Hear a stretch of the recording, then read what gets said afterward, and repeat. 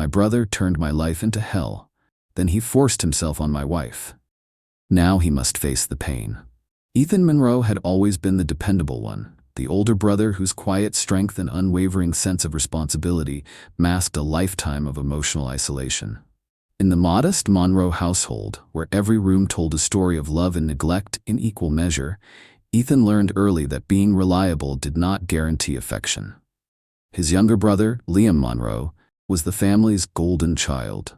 Every small success of Liam was met with effusive praise from their indulgent mother, Margaret, while their reserved and passive father, Robert, offered little more than a nod of approval.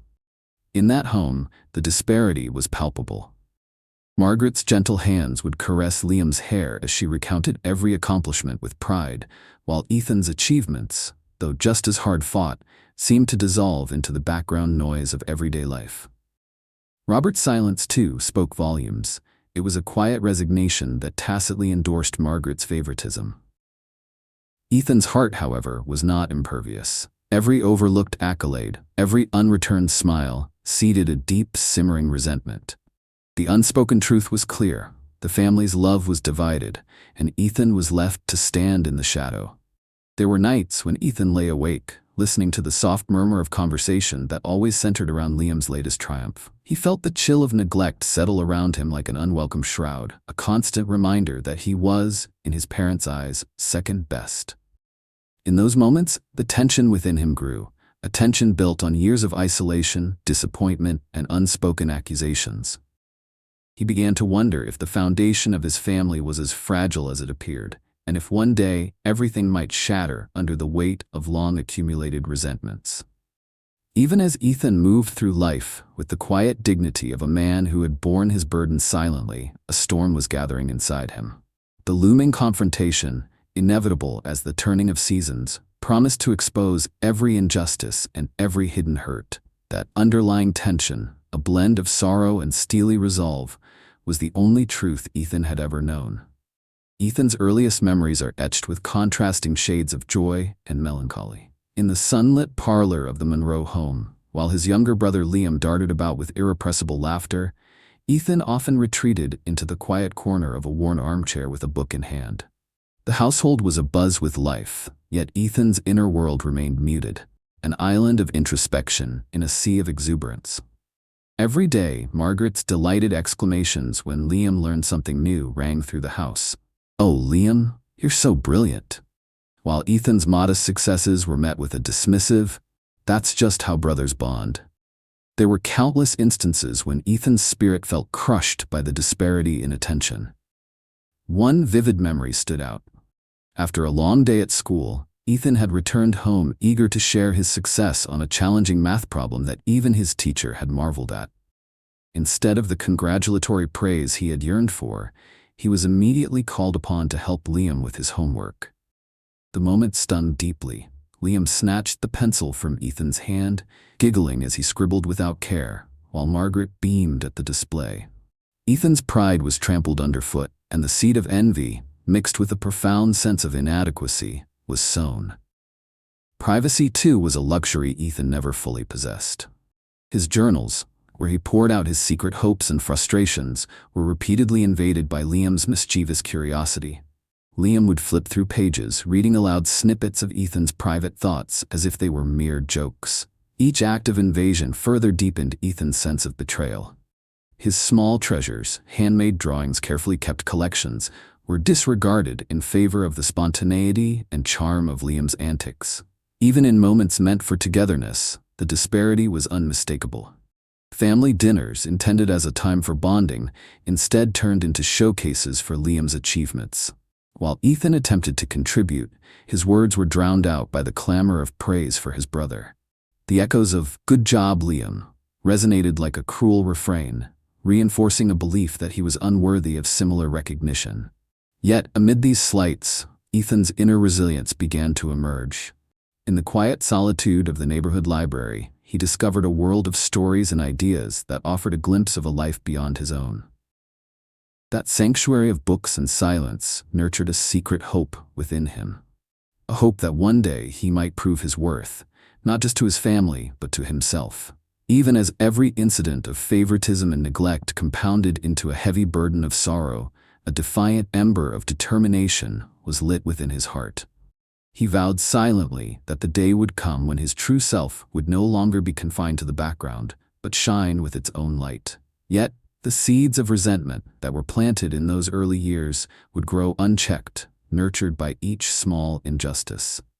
The disparity in love and attention was not just a fleeting childhood memory. It was a slow, relentless erosion of his sense of self, setting the stage for the tumult that lay ahead. As the inevitable march of time ushered Ethan into adolescence, the subtle inequalities of his childhood gave way to more overt and painful conflicts. The sheltered days of early youth were replaced by the raw intensity of teenage life, a time when every slight hurt and every whispered insult cut deeper than before. Liam's behavior, once characterized by mischievous pranks, evolved into open cruelty. No longer content with small jokes, Liam now sought to publicly humiliate Ethan, making him the target of snide remarks and orchestrated embarrassments. In the crowded hallways of their high school, Ethan's reputation as the quiet, studious child became a target for ridicule. Liam, ever the extrovert, would purposely disrupt Ethan's class presentations, snickering behind the scenes, ensuring that every success was overshadowed by humiliation. One particularly devastating incident occurred during the school science fair. After weeks of painstaking effort on his project, Ethan's display was sabotaged by Liam, who secretly tampered with the experimental setup. The result was a public spectacle, Ethan's work collapsing before an audience of peers. The humiliation stung like acid, marking a turning point in Ethan's long-hidden pain. At home, the torment persisted. Liam's intrusions into Ethan's private space grew bolder. Whether it was rummaging through his room or reading his carefully penned diary, Liam's actions were a constant assault on Ethan's dignity. Each violation felt like another brick in the wall of neglect that had been built around his heart. Margaret's response was always the same, a breezy dismissal that left Ethan reeling. "It's just sibling fun, Ethan. Don't take it so seriously." Robert, with his habitual silence, provided no refuge. The echo of favoritism reverberated in every corner of the Monroe household. Yet, in the midst of this emotional barrage, there were moments, rare, fleeting moments, that offered Ethan solace and validation. His history teacher, Mr. Collins, one day pulled him aside after class and with genuine warmth praised his analytical mind. "You have a brilliance that few possess, Ethan," Mr. Collins said. For that brief interlude, Ethan felt seen, not as the shadow of Liam, but as an individual with unique gifts. That simple act of recognition, though temporary, ignited within him a spark of self-worth. Outside the toxic confines of home, Ethan found refuge in music. The old piano in the school's recital hall became his confidant.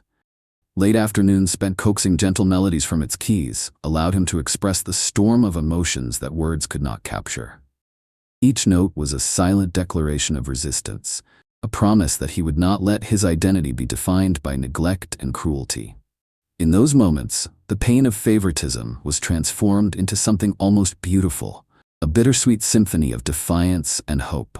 Nevertheless, the adolescent years were marred by the ever-present reminder of his familial isolation.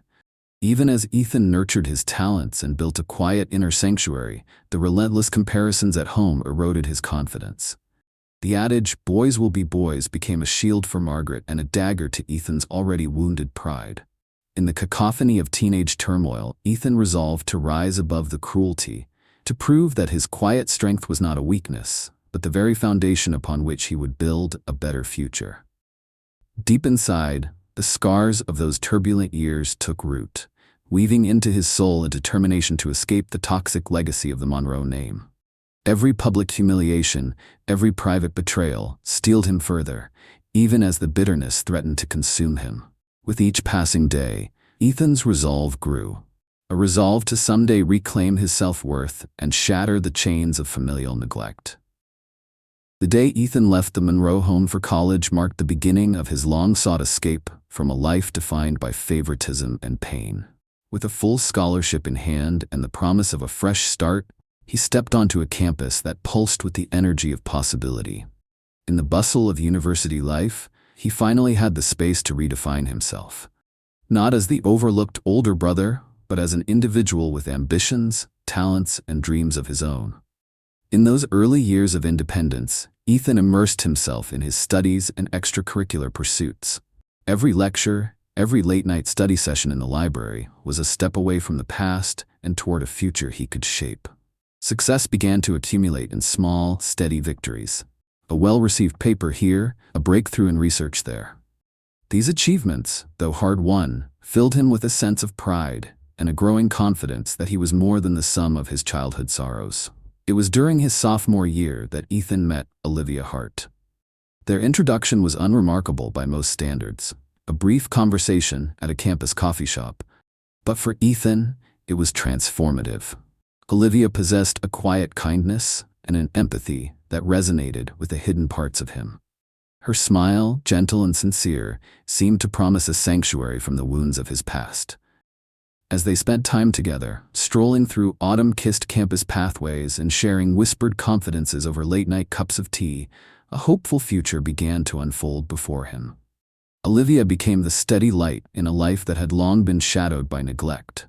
In her presence, Ethan dared to imagine that trust and intimacy could exist without betrayal.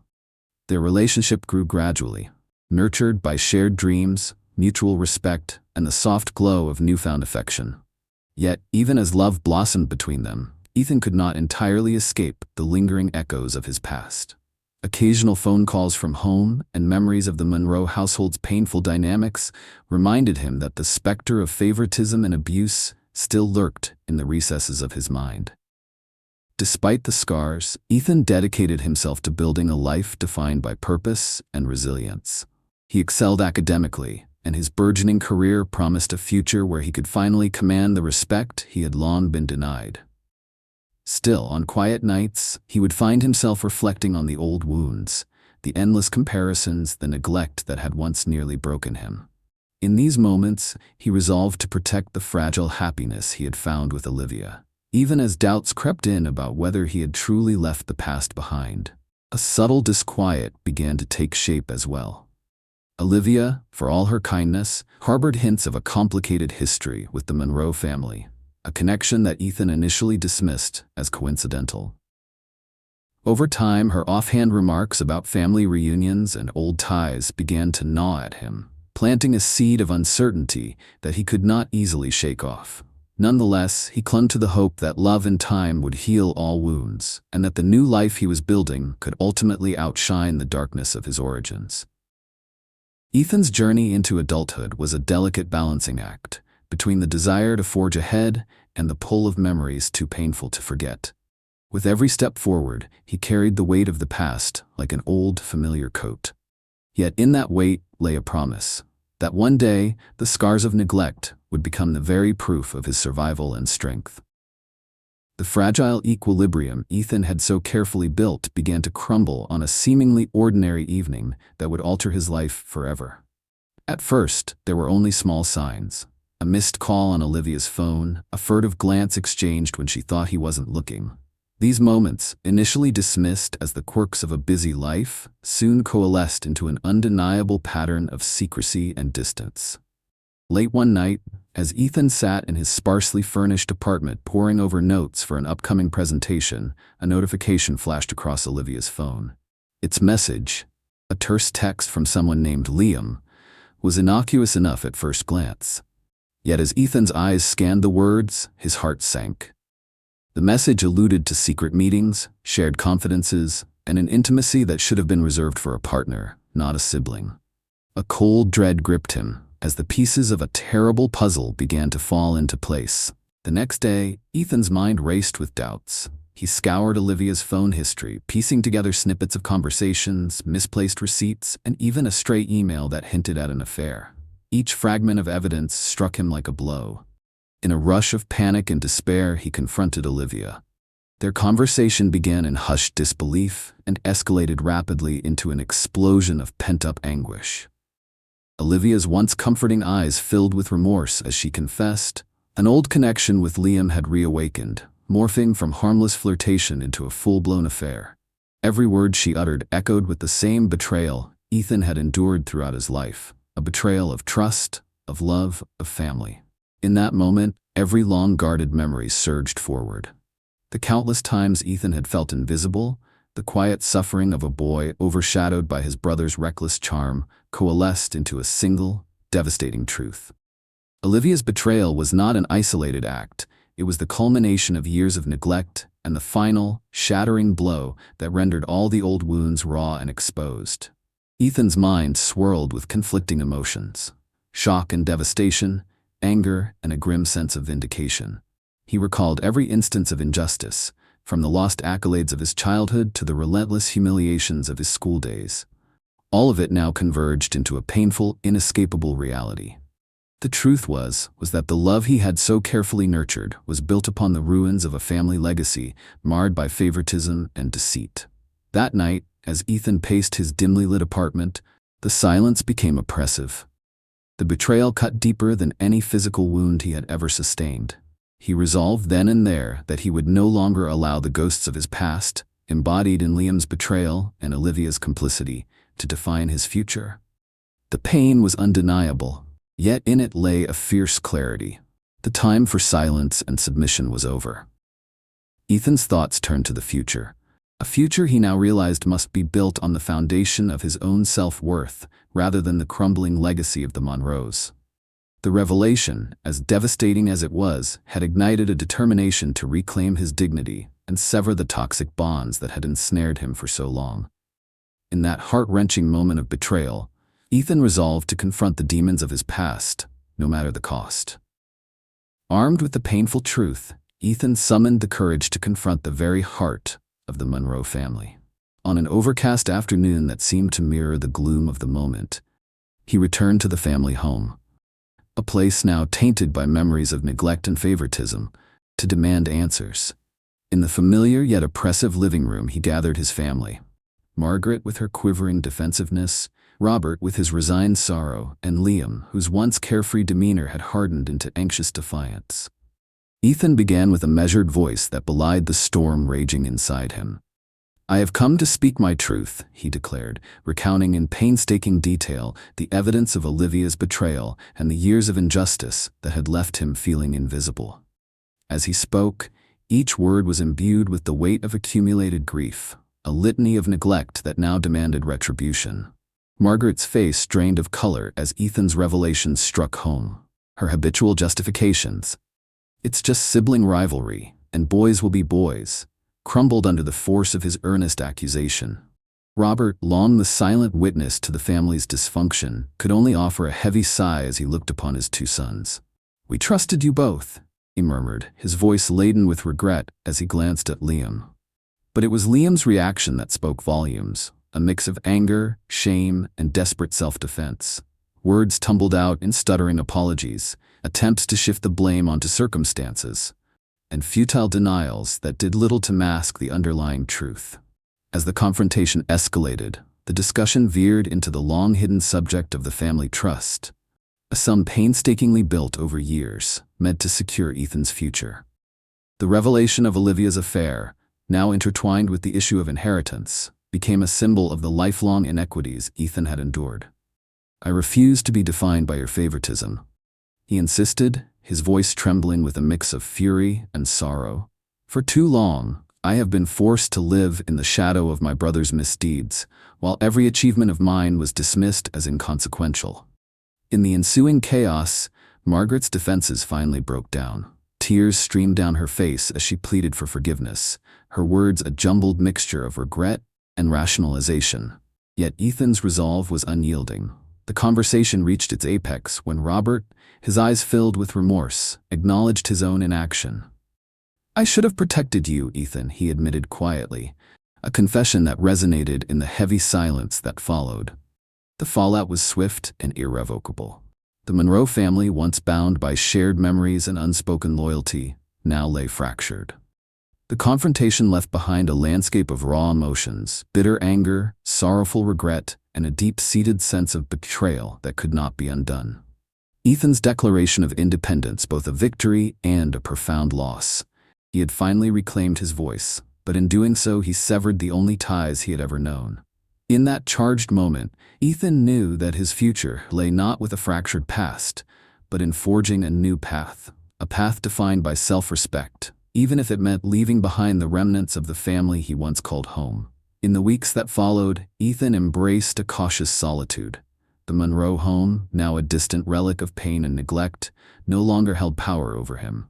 Therapy sessions, quiet walks, and long hours of introspection slowly mended the fractured pieces of his heart. Though the scars of betrayal remained indelible, a fragile hope began to kindle, a hope that one day he could rebuild a life where dignity triumphed over past wounds. With resolute determination, Ethan stepped forward into a future defined not by inherited sorrow, but by the promise of newfound independence and self-worth.